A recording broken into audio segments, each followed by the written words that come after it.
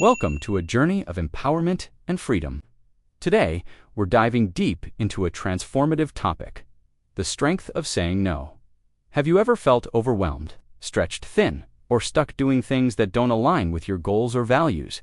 Maybe you said yes to a favor, a project, or an event, only to regret it later. If that sounds familiar, you're not alone. Saying no is one of the most powerful tools you have for taking control of your life. It's not about being selfish or unkind. It's about setting boundaries, prioritizing what matters, and protecting your energy. We'll explore what it means to embrace the strength of saying no, why it's a game changer for your well-being, the challenges that come with it, and practical steps to say no with confidence and grace. So, let's get started and discover how two little letters in O can unlock a world of freedom and power. Let's begin by unpacking what it means to say no and why it's such a powerful act.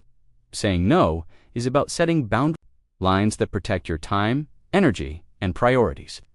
It's a deliberate choice to honor yourself by declining requests, opportunities, or situations that don't serve your goals, values, or well-being.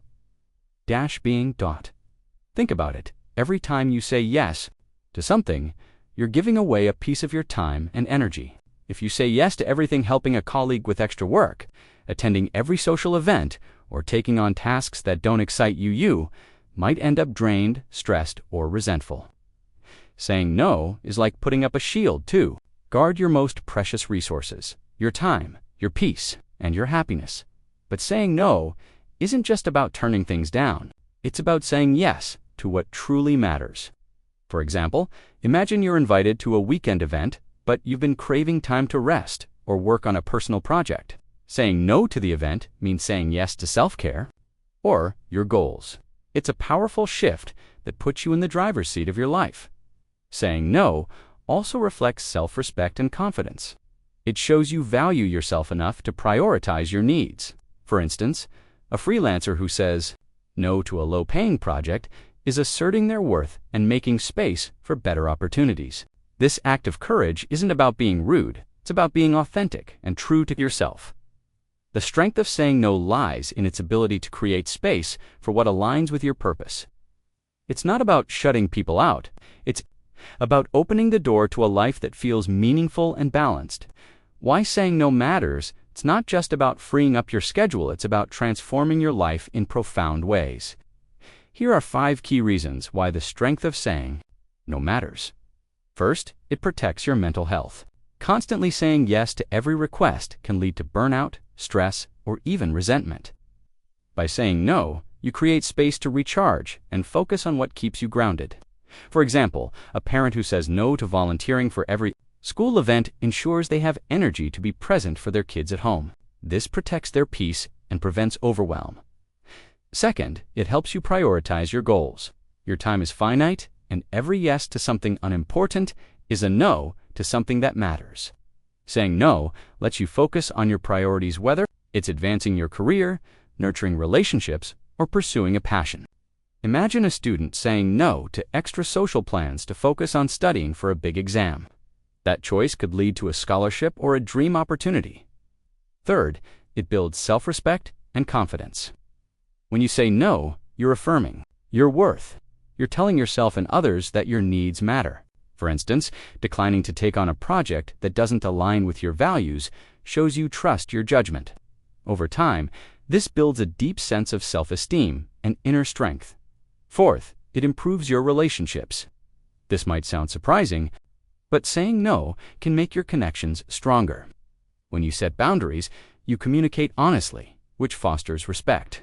For example, telling a friend, "I can't meet this week, but let's plan for next," shows you value the relationship while honoring your limits. Healthy boundaries lead to healthier, more authentic relationships. Fifth, it empowers you to live authentically. Saying no aligns your actions with your values and desires.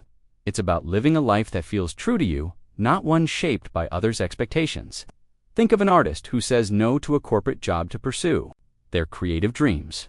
That choice, though scary, allows them to live with purpose and passion. Saying no isn't about being negative. It's about creating a life that reflects who you are and what you want. It's a bold act of self-empowerment that opens the door to freedom, balance, and joy. Challenges of saying no. It's one thing to know it's important, but actually doing it. That's where the challenges come in. Let's explore 4 common obstacles and how to overcome them.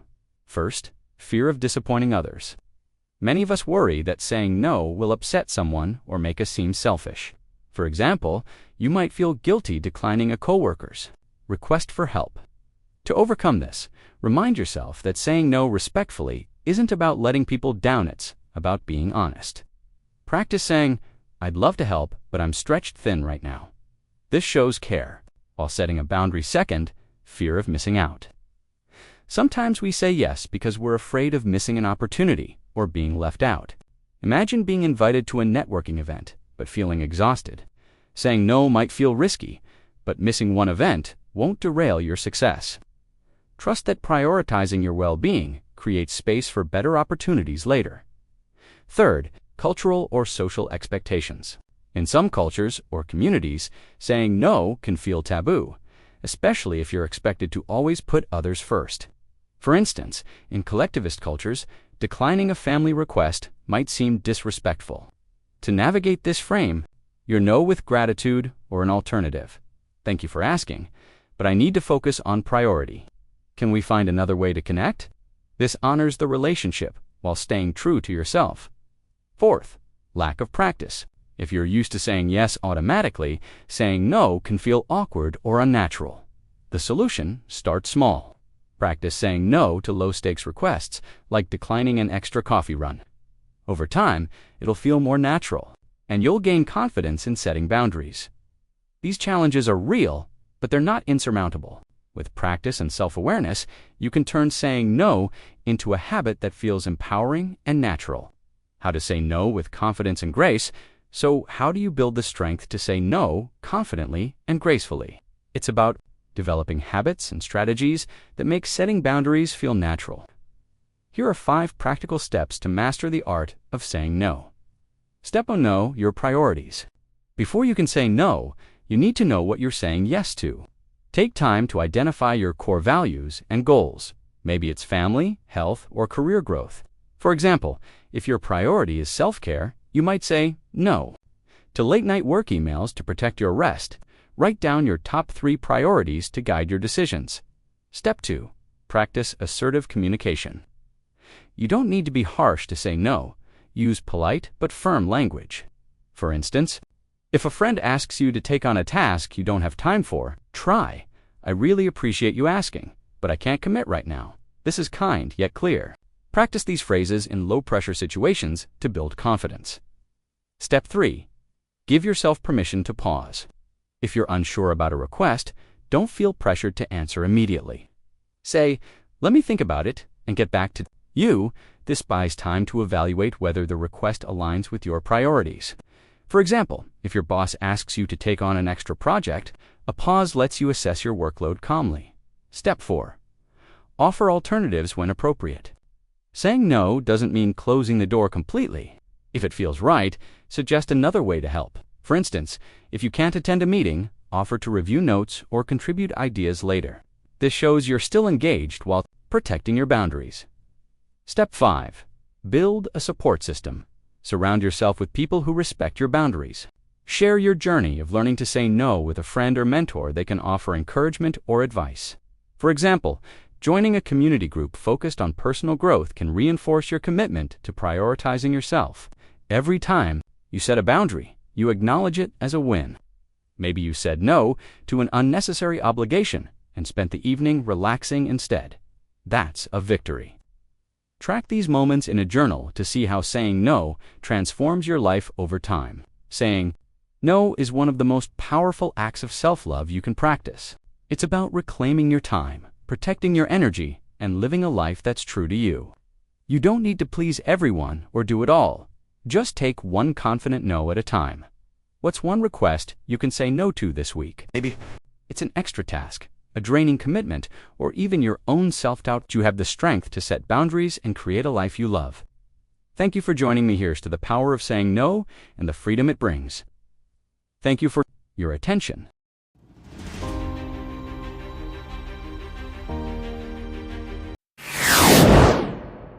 Life is going on.